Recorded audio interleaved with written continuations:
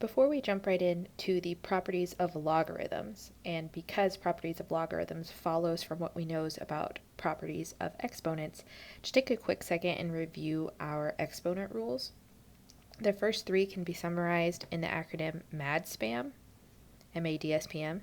It helps me know that if I'm multiplying the bases, I add the exponents. Multiply the bases, add the exponents, as you see in the examples. If I'm dividing the bases, I subtract the exponents. Here's the rule, there's the examples. If I have a power raised to another power, I'm going to multiply those exponents, as you see here. Another very important exponent property for us today is the rational exponent property. An acronym you might have used before is TIBO, top in, bottom out. The top number of the fraction stays inside the root. The bottom, the denominator, goes outside as the index, so it's sitting on the little ledge here. So x to the 3/4 is the same as the 4th root of x cubed. And the 5th root of r to the 7th is the same as r to the 7/5. We need to be able to go in between these two forms pretty rapidly here today. And then last but not least, a couple more exponent rules here, pretty simple. Your negative exponent rule, if you have a base raised to some negative power, bloop, it plops down to the opposite side of a fraction bar. So x to the negative 2 power is the same as 1 over x squared. Same thing for different numbers. And then anything raised to the 0 power is 1. Again, that should be a quick little review of the exponent rules, but knowing those and refreshing our brain on those is going to help us with logarithms. Now in these notes, I'm not going to explain through every single example, but there'll be some where you can pause the video and write them down, just for the sake of time. But some properties of logarithms that we need to go over is, first of all, how to rewrite logarithmic expressions into the exponential function. So they're inverses of each other, so we should be able to rewrite them pretty quick. In fact, the way that we're going to rewrite them is with something that is lovingly called the log loop. If the bases are the same, the bases should be the same, see, base of b, all you have to do is loop around the numbers. So to rewrite log base b of y equal to x, move the x, move the y. Base b raised to the x power is equal to y. So we just looped those around, which will help us rewrite each of these expressions. So if we have 2 to the 5th equal to 32, that means my base number is 2. And then if I loop-de-loop these, so loop-de-loop, we're going to have log base 2 of 32 equal to 5. And for the other one, again, log base of 1/2, or 0.5. And then I'm going to loop-de-loop log of base 0.5 of 0.125 is equal to 3. And of course, this log loop also helps me rewrite logarithmic expressions as exponents. So again, we find the base, which natural log has a base of e, and then we loop-de-loop. E to the 5th power is approximately 148.41, and that's something you can type in your calculator and double check. And again, for part B, we have a base of 1/2, and we're going to raise it to the negative 5 power. We'd get 32. And that makes sense because of the exponent rules that we just went over on the other page. But what we're also going to need to be able to do with these logarithms is to evaluate logarithmic expressions. Okay? And it's going to be very helpful for us to know that loop-de-loop so that we can do this. If we want to know what log base 5 of 125 is, we really want to know what power I have to raise 5 to so that I get 125. It's going to be really helpful if we know our times tables or our squares tables, which maybe not a lot of us do, and that's fine. But what we need to do is we need to write both the left-hand side and the right-hand side in the same base. So this is a prime base of 5, so can we write 125 as if it's some base of 5? Meaning 5 to the first power is 5. 5 to the second power is 25. 5 to the third power is 125. So I can just rewrite 125 as 5 cubed to the third power. At this point, since the bases match, literally all that means is x is equal to 3. And I'm done. So evaluating log base 5 of 125 without my calculator is just working through the exponential itself. 5 raised to the third power is 125, so log base 5 of 125 is 3. That's the loop-de-loop. An example already worked out for you here. If I have log base 7 of 1, well, log base 7 of 1 is the same as saying like 7 to the x power is equal to 1. And the only way to get 1 written as a base of 7 is putting 7 to the 0 power. So x is equal to 0. If we look at C, this is where it gets a little bit more challenging, okay? First of all, log is a common logarithm. It has a base of 10. So when we rewrite this, we'd have 10 to some power is going to be the same as 0.01. And I need a way to get these written in the same base. But hopefully you notice that 0.01 is 1/100th, and 1/100th is 1 over 10 squared. Now, using those exponent rules that we just talked about on that front page, I can flip that 10 around if I make the exponent negative. And now that the bases match, x is equal to -2. So log base 10 of 0.01 is -2. So again, we have to get these two written in the same base on the left-hand side and the right-hand side. So it's a puzzle to figure out how to get that to happen. On the right-hand side, 0.01 is the same as 1 over 100, which hopefully we recognize is 1 over 10 squared. And then employing our exponent rules is the same thing as 10 to the -2 power. And now that the bases match, like literally just x is -2. Moving on to our next example here, example D. Obviously it's worked out here for you, but we were trying to find what I had to raise the base of 8 to get square root of 2. And employing our exponent rules, square root of 2 is the same as 2 to the 1/2 power. So now I have 8 to the x equal 2 to the 1/2 power. I should probably get it to be in the smaller base. So is there a way I can rewrite 8 this time, getting it to match that base of 2? And yes, if you think about the powers of 2, 2 to the first power is 2, 2 to the second power is 4, 2 to the third power is 8. And just for good measure, here's a few more powers of 2. But this way we know that if we wanted to rewrite 8 in a base of 2, this is 2 to the third power. Yet again, employing our exponent rules, that if we have a power raised to a power, it's as if we're going to multiply those two things together. You have 2 to the 3x power equal to 2 to the 1/2 power. And once the bases match, it's just a simple math problem. 3x equal to 1/2. Solve for x, divide by 3, you'd get x equal to 1/6. So log base 8 of square root of 2 is equal to 1/6. And if you don't believe me or don't think that maybe you got the question right when you're doing this, take that base and actually raise it to the answer you got. It should be square root of 2. And if it's not, you did something wrong, but it's going to be square root of 2. I'm going to zoom out for a few more examples here so you can see number E's and F. Go ahead and walk yourself through E and F, pause the video.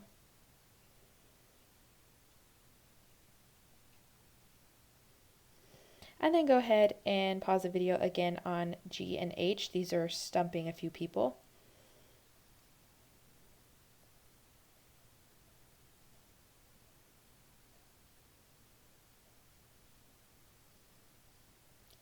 But we'll do example I and then A and B together. I don't know why the letters restarted. But for this one, again, we identify the base. The base here is A, and we want to know what we have to raise A, what power we have to raise A to, so that it becomes the third root of A to the 4th power. To get these to be written in the same base, I have to remember that Thibaut rule, the rational exponent rule. Top number is inside, bottom number is outside. So really this is A to the 4/3 power, and then like, boom, I already have matching bases, so x is 4/3. That's it.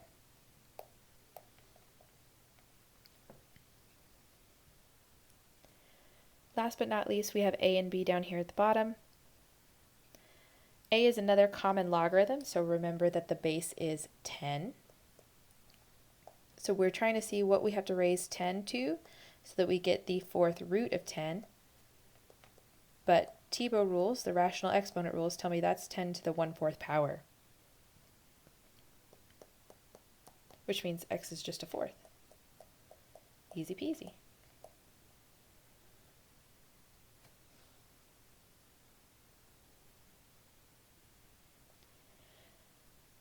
Last one when we're evaluating these functions. Natural log, remember, has a base of e, so we're looking to see what power I have to raise e to get 1 over e.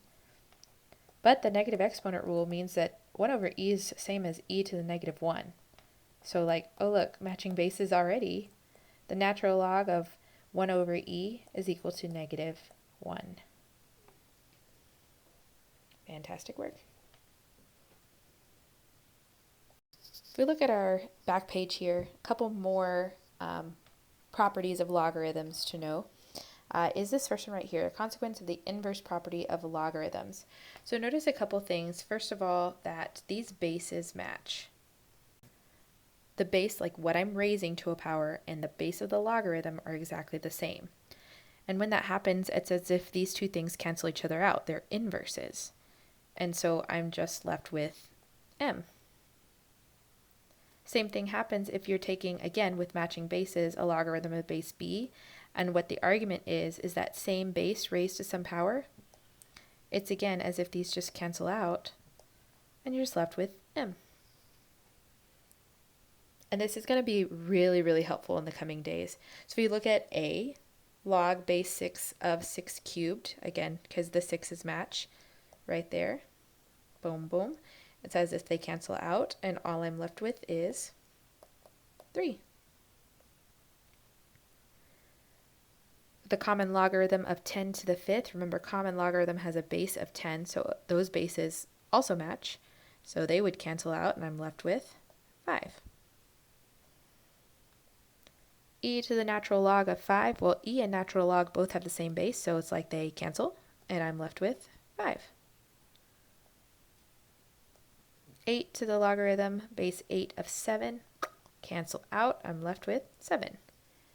Pretty great property because it allows us in our later lessons to solve a lot of problems, a lot of equations this way.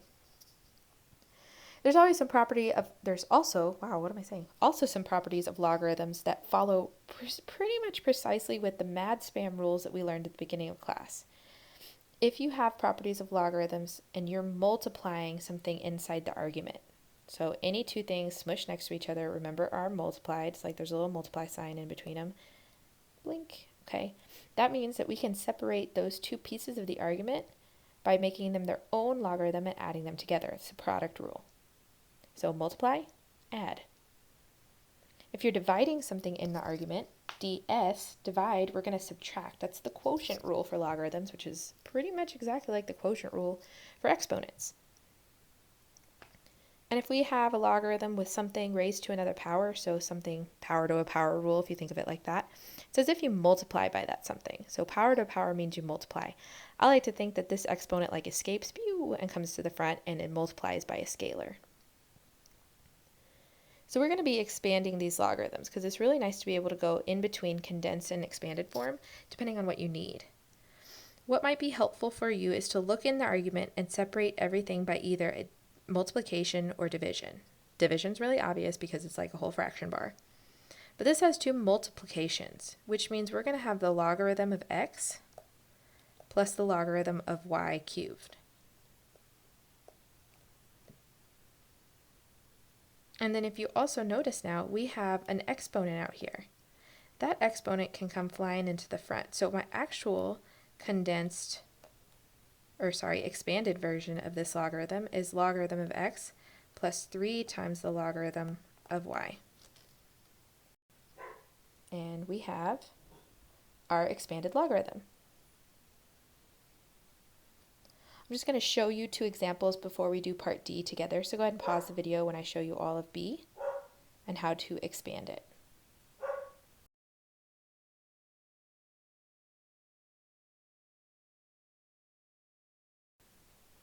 And let's move on to C. Again, just pause the video so you can see how this is separated and all the things that we would do.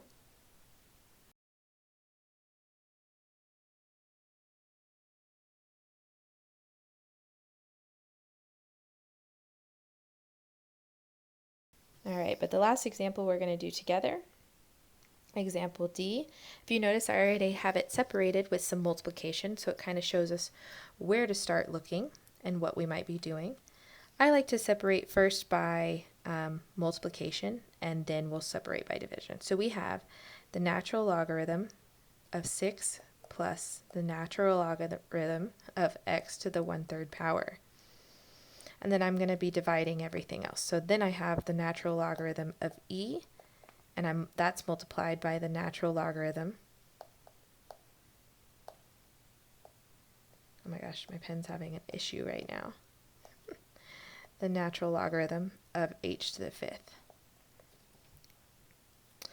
I'm going to simultaneously distribute that negative and move my exponents. So you see we have these exponents here that can be moved to the front with the power rule, as well as this negative right here that would essentially need to be distributed to both of the pieces that were in the denominator. So this would be like the natural logarithm of 6 plus 1/3 the natural logarithm of x minus the natural logarithm of e minus 5 times the natural logarithm of h. Now if you got here, that's pretty dang good, but there's actually one more thing we can do to simplify this. And it's similar like example C over there. There's something we can reduce. And a lot of students in my class just thought that this L to natural log of 6 would be what we reduce, but natural log of 6 is some approximation. So we're going to keep that as natural log of 6 because I don't want to round any decimals. We're only going to simplify further if it comes out to a whole number. Do you notice that we have natural log of e here? We just talked about what happens when you have the natural log of e. It's like they cancel out, and I'm left with its exponent, and its exponent is nothing, which means it's 1.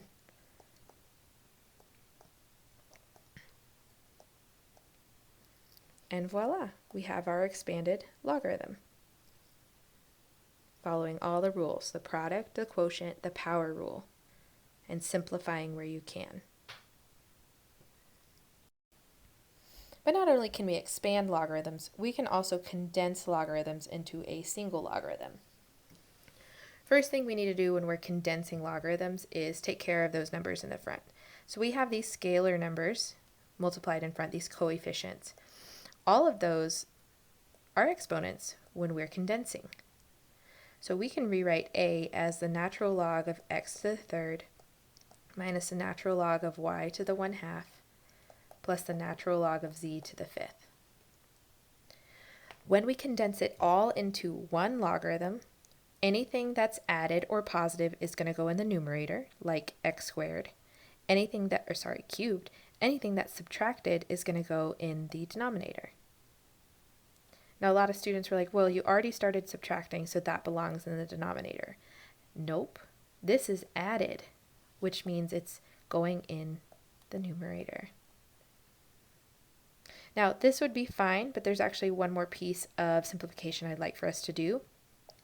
Y to the 1/2, if we follow our exponent rules, is the same thing as the square root of y, top in, bottom out.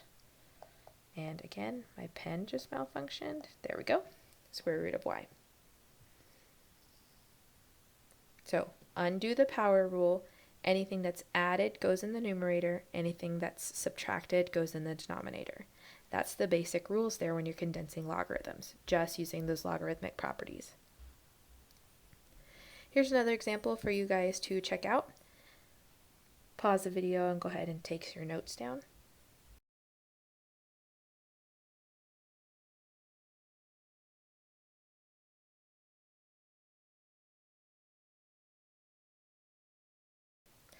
And another one.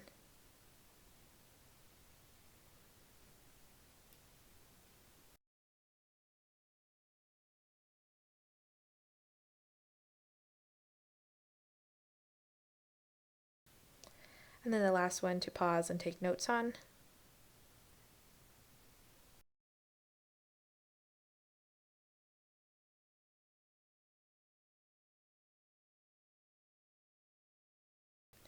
Okay, so we've been evaluating, expanding, condensing a lot today without our calculator, and that's because your calculator will only evaluate a logarithm with a base of 10 or a base of e. So our common logarithms and our natural logarithms. That's the only button you have on your calculator. Same with Desmos, it's the only buttons you have. If you need to evaluate a logarithm with a base other than 10 or e, then we must use the change of base formula, and it's really easy to use. The change of base formula, if we need to evaluate with a calculator, log base b of a. So this is what we're trying to evaluate. Well, we can type that in a calculator if we do the log of a divided by the log of b, or the natural log of a divided by the natural log of b. So the bigger number goes on top, the base goes on bottom, base for bottom. And so if you look at a, we have log base 7 of 5, and that's not a logarithm that I can compute easily in my head because they're not going to match up very well. You can do log base of 5 over log of 7 in your calculator, and then round to the nearest hundredth. You'd get approximately 0.827. The same with b. If I want to know what log base 0.4 of 8 is, again, I just calculate the log of 8 divided by the log of 0.4. Could also use natural log, but those are the buttons you have on your calculator. You'd get approximately negative 2. Whoa, pen just did something weird again. Negative 2.269. So in a pinch, when you do have your calculator, you can evaluate these. You just have to remember this change of base formula.